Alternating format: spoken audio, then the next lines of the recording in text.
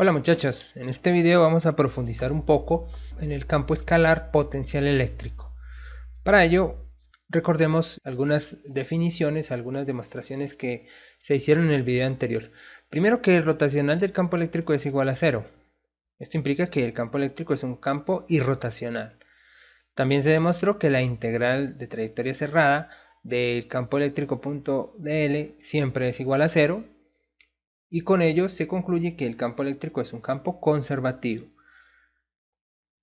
A partir de que el rotacional de E es igual a cero, el campo eléctrico puede describirse como menos el gradiente de una función escalar, ya que el rotacional de un gradiente siempre es igual a cero.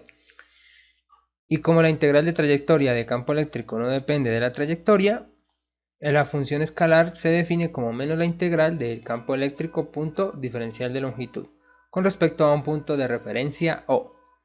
También recordemos que el potencial eléctrico se relaciona con la energía potencial eléctrica de la forma energía por unidad de carga.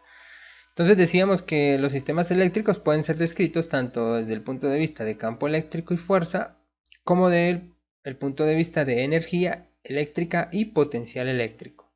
Otra cosa que vale la pena resaltar es que el valor del potencial eléctrico en algún punto del espacio no tiene un significado físico, él carece de significado físico y no puede tomar valores absolutos.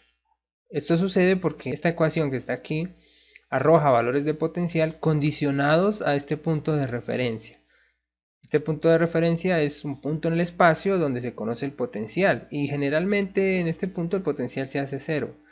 En el caso de la interacción eléctrica, un punto que se puede utilizar como punto de referencia es el infinito, posiciones muy lejanas a las fuentes de campo eléctrico y de potencial eléctrico.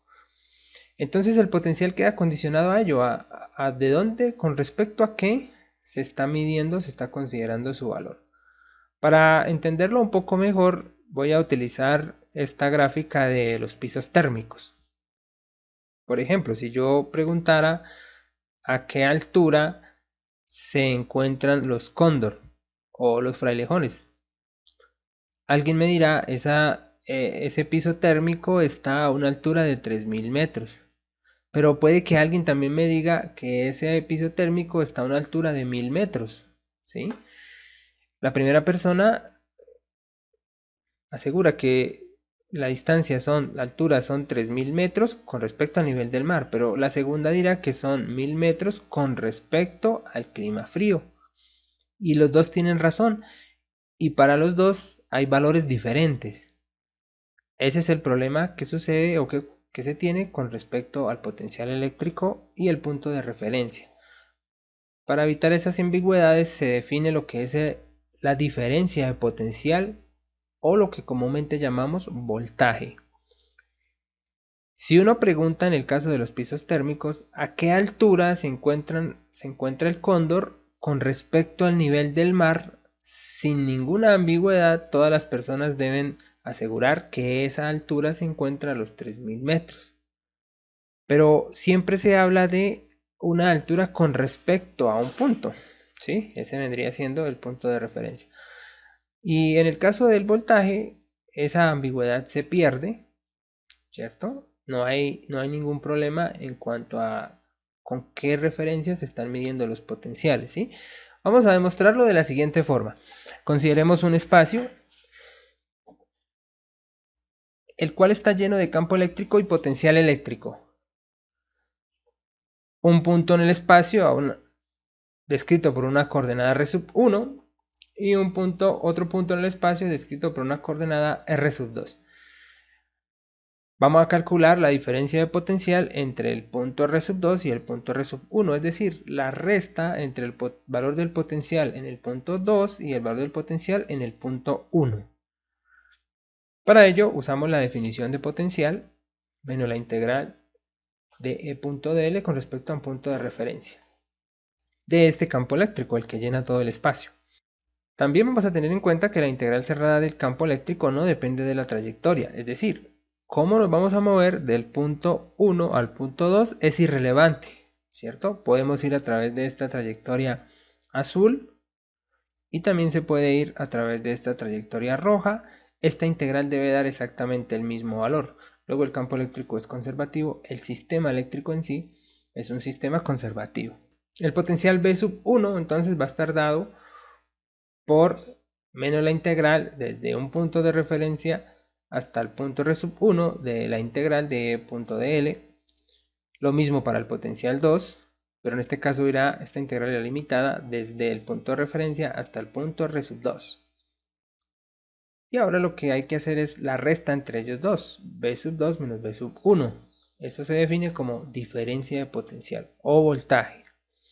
Y es igual a B sub 2 menos la integral de 0 a R2 de E punto de L menos, pero como este tiene un menos acá, queda más la integral de O hasta R1 de E punto de L.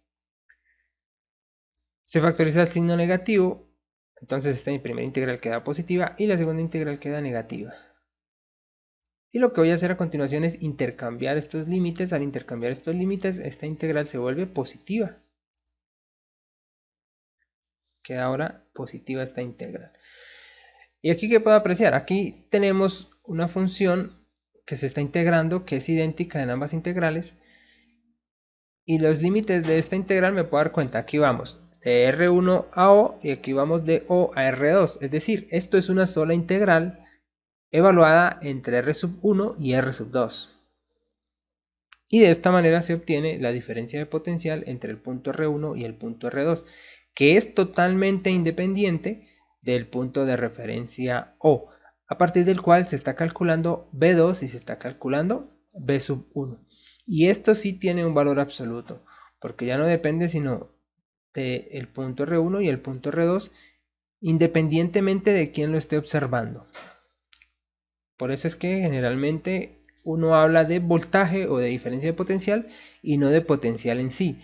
Y en la práctica, cuando se va a medir energía en un circuito, en un dispositivo electrónico, siempre se utilizan dos puntos de referencia, un dispositivo como un multímetro con dos puntas para marcar los puntos 1 y 2 en los cuales se van a medir la diferencia de potencial B2 menos B1.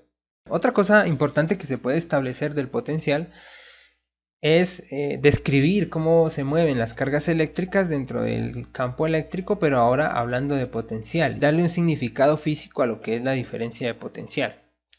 Entonces, se tiene un campo eléctrico en el espacio, también un potencial eléctrico, obviamente, una carga dentro de un campo eléctrico y una carga dentro de un potencial eléctrico. ¿Qué le pasa a la carga cuando está dentro del campo eléctrico? Experimenta una fuerza que será en el sentido del campo eléctrico si la carga es positiva y en sentido opuesto al campo eléctrico si la carga es negativa. Vamos a suponer que esta carga es positiva, luego este campo eléctrico ejercerá fuerza sobre ella y la moverá en la misma dirección del campo eléctrico, acelerándola, bien, aumentando su velocidad a través de una fuerza. De esa manera se describe cómo se comporta esta carga dentro de este campo utilizando el campo, utilizando la fuerza. Pero en este caso vamos a hablar de potencial. Se tiene una carga eléctrica dentro de un potencial. Y esta carga va a ser liberada del reposo, es decir, su velocidad inicial es igual a 0. En este punto P sub 1, esta función de potencial toma un valor B sub 1. Y como ya lo habíamos mencionado previamente, cuando una carga está dentro de un potencial, adquiere una energía potencial. Como ella va a partir desde el reposo, entonces la energía total del cuerpo en el punto P1 vale su energía potencial eléctrica debido al potencial eléctrico que hay en el espacio. Entonces se tiene la energía potencial eléctrica de la carga en el punto 1, que es igual a la energía total del sistema. Bien, eso en cuanto a descripción de este fenómeno desde el punto de vista de energía. Si pensamos en campo eléctrico, entonces hablamos de fuerza. Bien, ¿qué es lo que pasa?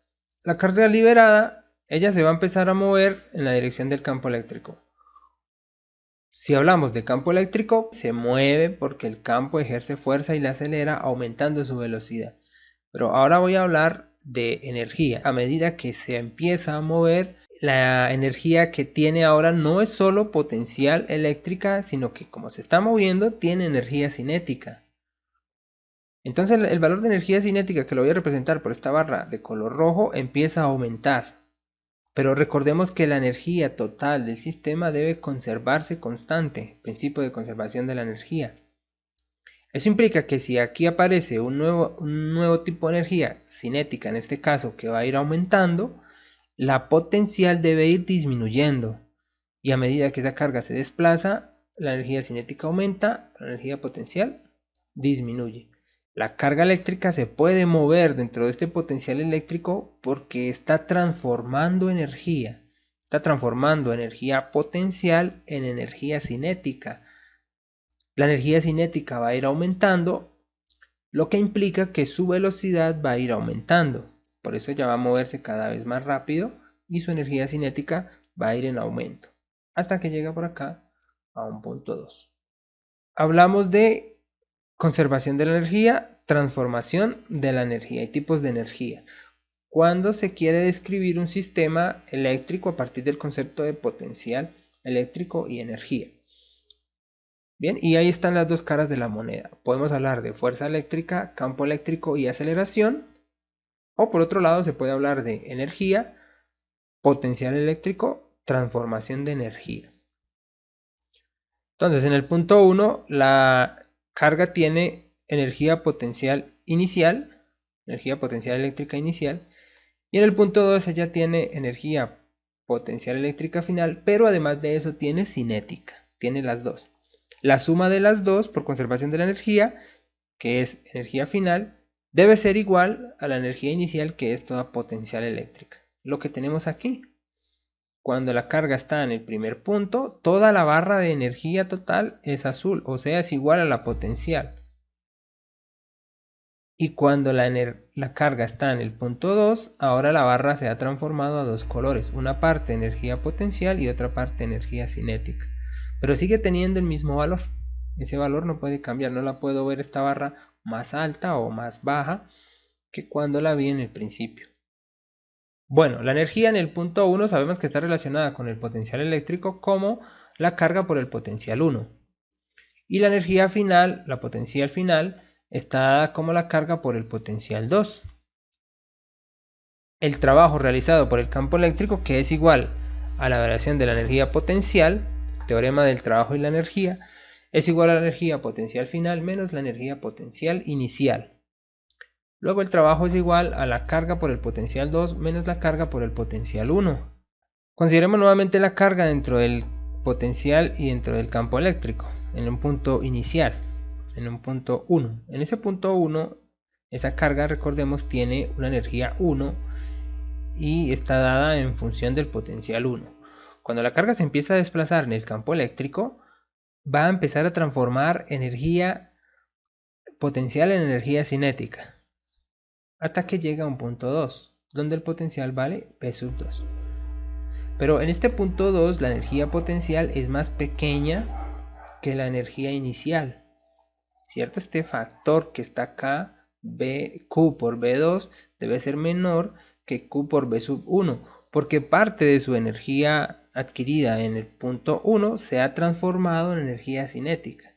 Quiere decir que como la carga es la misma, no ha cambiado su valor, lo que va a ir cambiando es el valor del potencial eléctrico. Y esto implica que para que la energía sea mayor en el punto 1, el potencial en el punto 1 debe ser mayor que el potencial en el punto 2. Y a partir de ese análisis se concluye que el potencial eléctrico decrece en la dirección del campo eléctrico. Es una función decreciente en la dirección del campo eléctrico y por naturaleza una carga positiva liberada en un campo eléctrico siempre se va a mover a puntos de menor potencial. Bueno, aquí se puede factorizar la carga eléctrica, queda carga eléctrica por V2 menos V1, pero V2 menos V1 es el voltaje, la diferencia de potencial. Entonces el trabajo es igual a la carga por la diferencia de potencial. Es decir, la diferencia de potencial es igual al trabajo sobre la carga. Y a partir de esta expresión se le da un significado físico a la diferencia de potencial, al voltaje. Cuando en un dispositivo electrónico se mide el voltaje, se mide la diferencia de potencial, Básicamente la información que nos está dando el dispositivo es cuánto trabajo se requiere para llevar una carga eléctrica, para desplazar una carga eléctrica entre esos dos puntos en los que estamos midiendo. Ese es el significado del voltaje. Y con respecto al campo eléctrico, pues el trabajo va a ser igual a la carga por la integral desde R1 a R2, desde el punto 1 al punto 2 del campo eléctrico punto el diferencial de longitud. Y recordemos que esta integral no depende de la trayectoria, solamente del punto de partida, B2, y del punto de llegada, B1. La idea ahora es determinar cómo se genera el potencial eléctrico a partir de las cargas eléctricas. Para ello consideramos un espacio, una carga en el origen y un punto a esa carga a una distancia R. Lo que sabemos es que esa carga en ese punto genera un campo eléctrico que apunta de manera o que tiene dirección radial. Ahora sabemos también que esa carga genera ahí un potencial y la idea es determinar cómo es ese potencial. Para ello partimos del hecho de que el campo eléctrico de esa carga vale kq sobre r cuadrado en la dirección radial. Y la definición de potencial en un punto, que es menos la integral desde un punto de referencia hasta el punto donde se va a determinar este valor, que es en R, de la integral de E punto dl, donde este campo eléctrico es el generado por la carga puntual. En el caso de las cargas puntuales a largas distancias sabemos que el campo se anula. Por allá muy lejos de la carga, la interacción básicamente podríamos decir que es totalmente ausente. Entonces a una distancia muy larga de la carga, el potencial también debe anularse. Luego el punto de referencia para el caso de la carga puntual va a ser el infinito. Es decir, el valor del potencial que voy a calcular está condicionado a un valor de un potencial 0 en el infinito. Bien, bueno, entonces resolvemos la integral desde el infinito hasta R del campo eléctrico y un dl que voy a considerar a lo largo del radio paralelo al campo eléctrico en la dirección a sub R. El producto punto entre estos dos vectores unitarios da 1. La constante K y la carga eléctrica son valores constantes en la integral, pueden dejarse en la parte exterior. Y solamente hay que resolver la integral de dr sobre r cuadrado. Esa integral da menos 1 sobre r. Y con este menos de la definición de potencial, todo el término queda positivo. Al evaluar 1 sobre r, queda igualito 1 sobre r menos 1 sobre infinito. Y el término 1 sobre infinito tiende a 0, como era de esperarse, ¿no? De tal manera que el potencial queda de la forma K por Q sobre R. Este es el potencial generado por una carga puntual. Cosas importantes, es una magnitud escalar, obviamente no tiene dirección. En eso se diferencia con respecto al campo eléctrico. Decae de la forma 1 sobre R, no de la forma 1 sobre R cuadrado. Y la carga positiva genera potencial positivo, la carga negativa genera potencial negativo. Eso sí es una regla que se cumple siempre. Cuando hablamos de una densidad de carga volumétrica, el procedimiento es similar al que se realizó con campo eléctrico, una distribución de carga en el espacio. Se toma de esa distribución de carga un elemento de carga infinitesimal, un dq que tiende a 0. Ese dq va a estar con respecto al origen a una distancia r', y la idea es mirar cuánto potencial está generando a una distancia r del origen. Luego la distancia entre la carga y el punto va a ser r menos r', y esa es la que se tiene en cuenta a la hora de determinar el potencial. Se parte del potencial de una carga puntual para un elemento de carga de Q. Entonces el potencial va a ser igual a la integral, a la constante eléctrica por la integral de dq y la distancia que hay entre dq y el punto, que es r menos r'. Pero aquí ya se usan magnitudes. Esto ya es una distancia, no es un vector. Eso hace que pues esta integral sea un poco más sencilla de manejar que la que se resuelve en el caso del campo eléctrico. Para una densidad de carga lineal, entonces la densidad de carga lineal que dependerá de r' y un elemento de longitud que dependerá de las coordenadas primadas. Este es el elemento de carga, densidad de carga por longitud. Para una densidad de carga superficial por elemento de área. también ambos dependiendo de la coordenada primada. Y en el caso de una densidad de carga volumétrica, la densidad de carga volumétrica y el volumen. Esta sería una integral de volumen, esta sería una integral de superficie y esta una integral de línea. Y con estas expresiones se puede determinar en cualquier caso el potencial de una distribución de carga. Con esto finalizamos este video, espero que haya sido de su agrado y nos vemos en una próxima ocasión.